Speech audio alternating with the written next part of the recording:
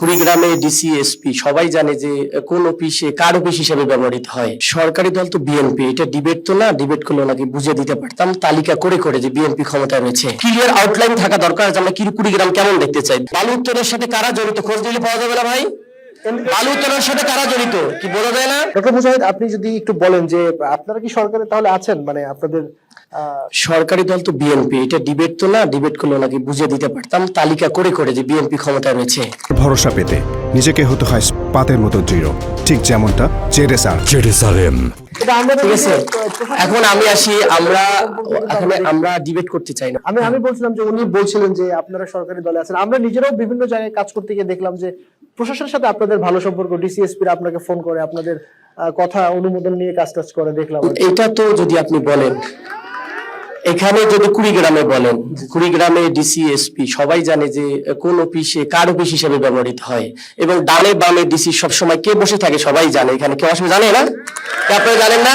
তো এটা যদি বলি এরকম তো জানা শোনা না বিষয়টা। ডিসি এসপি আমরা চাই যে এরকম একে অপরের ব্রেন গেম দিয়ে কুড়িগ্রাম চেঞ্জ হবে না।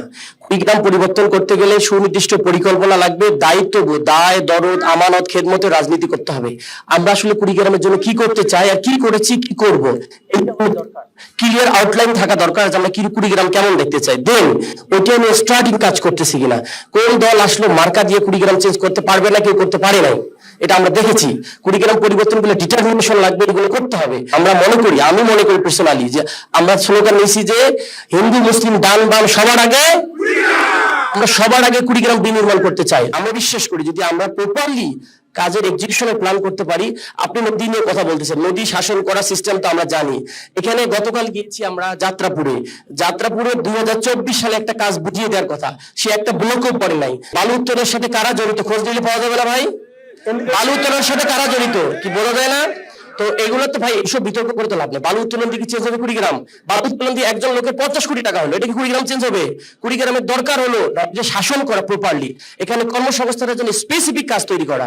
ভুটানের ইকোনমিক জোন যেটা রয়েছে সব দল মিলে দাবি করা উচিত যে আমাদের এটা দরকার। কারাও জড়িত, বালু উত্তোলন কারা করছে? এটা তো রাজনৈতিক ব্যক্তিত্বের সাথে জড়িত, যাদের পাওয়ার আছে, মাসুল পাওয়ার আছে, যারা নিজেকে ক্ষমতাবান মনে করে আগামীতে ক্ষমতা আসবে এরকম ভাব আছে, তারা ছাড়া কেউ কি করতে পারে? এটা ভেরি ক্লিন। তো এইরকম রাষ্ট্র তো মানুষ চায় না। তাহলে আপনি যদি ক্ষমতা আসার আগে এরকম করেন, আমি রাজনীতি করতে, আমি আবার বলতেছি I want to talk for productive talk.